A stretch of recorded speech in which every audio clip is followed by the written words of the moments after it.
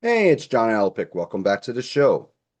On today's show, I'm going to honor the 250th birthday of the United States of America with a wonderful half live, half studio album that was released in November of 1976, but the live performances were from July 2nd and July 4 of 1976. This is Gil Scott-Heron and Brian Jackson, along with the Midnight Band with their album It's Your World. This is a funk, jazz, soul hybrid. The live performances on here are outstanding. The studio tracks are very strong. Gil Scott-Heron is best known for the song The Revolution Will Not Be Televised, but like Herbie Hancock with Rocket, it only gives you a small part of the picture. Gil Scott-Heron, while he was very biting and very politically aware in his social commentary, he also was a writer and a piano player. He had a very good R&B voice. And later on, his music would go into the musical hybrid of jazz and funk and soul that I discussed before. I first got into Gil Scott-Heron's music with this best of in the late 1990s. I picked this up, the very best of Gil Scott-Heron, Evolution and Flashback. There's a few best ofs by Gil Scott-Heron out there. This focuses on his first three albums, Small Talk at 125th and Lenox, Pieces of a Man, Free Will, which were more social commentary over bongos, the occasional flutes, and there were occasional structured songs with a full band on them, but more of it was about social commentary. By the time he would work with Brian Jackson and they would put out Winter in America, they went much more into jazz. Gil's commentaries were still very biting. He was really on top of what was going on, but there was more of an emphasis on the music, which was this wonderful musical stew. And when I discovered this period, particularly this album a few years later, that became my go-to for Gil Scott-Heron's music. The music he made with Brian Jackson on Winter in America, The First Minute of a New Day, From South Africa to South Carolina, and Bridges, along with this album, is magnificent. I love it all. And today I'm going to discuss It's Your World. The musicians on this album are Gil Scott-Heron on vocals, plays electric piano on the bottle, Brian Jackson on piano, electric piano, synthesizer on Possum Slim, flute on the bottle and vocals, Danny Bowens on electric bass and vocals, Victor Brown on vocals. He does a solo vocal on the song Sharing. Bilal Sunny Ali on tenor saxophone and flute, Barnett Williams on congas, Tony Duncanson on congas, bongos, and timbales, and they are both part of the solo on the bottle, and of course they both play percussion. Reggie Brisbane on drums and percussion, Delbert Taylor on trumpets. Now let's get into the tracks. The first few tracks are the studio tracks that were recorded in New York. I believe they were recorded at the record plants. We start out with the track It's Your World. This was written by Brian Jackson, the lyrics and the music. This is an excellent funky track. The call and response between Gil's vocal and the music in the chorus is excellent. The lyrics on here are wonderful. The playing is excellent. During the last part of the song, where Gil's singing, "You are truly free." The response from the horns on that is awesome. Excellent opener. We go into Possum Slim. This is carried by a bass line played on the synthesizer by Brian Jackson. The horns on here, between especially Bilal Sonny Ali's saxophone, is magnificent. He has an excellent solo on here. This is an excellent story song about Possum Slim that works very well. We also have a synthesizer solo on here from Brian Jackson, which is very good. New York City is a love letter to New York City written by Gil Scott-Heron. The piano on here from Brian Jackson is very classy. He's bringing in these nice splashes of color throughout.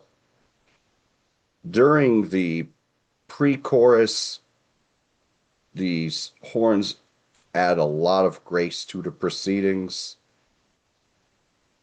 And instead of a traditional solo, it breaks down more into a Mexican feel with the chants and the bongos and the congas going, with Gil singing over that part of the song. And it may sound at first like it wouldn't work, but on here it works perfectly. It tells you the spirit of New York City. It tells you the melting pot of New York City. And it works very well. Then we go into the live tracks, which were recorded at Paul's Mall in Boston, Massachusetts. 17th Street is excellent. Gil has a lot of fire in his vocals. He sounds very comfortable singing in front of a live audience. I think his singing on the live tracks is stronger than on the studio tracks, although he does a great job on the studio tracks as well. 17th Street is very cool. It's got a nice flute line in here. Very, very catchy. It's very loose and free, and it works very well. Train is the next track, also called Tomorrow's Train. The music on this was written by Alice Coltrane. This is very, very catchy. It's got wonderful vocal hooks. People, can you hear? Music in the air. Yeah, people, can you hear?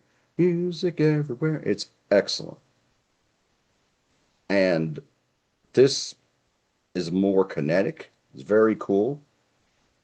And after the solo, you got electric piano solo on here, and the horns are very classy. Then we go into a drum solo, which works very well. And then after that, we go back into the main track where Gil chants Train, sings that over Bilal's wonderful saxophone line. It works very well. Excellent track. Must Be Something. This was originally on the first minute of A New Day. I think this is stronger than the track on that album, and I love the studio version. Must Be Something has wonderful harmonies on here. Victor Brown sounds excellent on this track. What I really like about this compared to the original is the call and response between the vocal and Bilal Sonny Ali's saxophone. It works very well. You have a little bit of that on the studio version, but it doesn't really come in until about the third verse. Here you have it from the first verse going through. The solos on here excellent. The trumpet playing is wonderful. Works like a charm. Then we go into Home is Where the Hatred Is. This was originally released on Pieces of a Man. This is way more musical with the percussion section in here with the congas and the timbales. It's a lot more riveting. It's got a lot more energy to it. And not, again, not to say anything negative about the original. The original is very good. But live, this really shines. You have wonderful solos throughout this track. a lot of fire and a lot of passion from the band. Nice electric piano solo here from Brian Jackson. It is wonderful. It is a very riveting song in this presentation, this live presentation. Bicentennial Blues. Now, this is a spoken word piece by Gil Scott-Heron.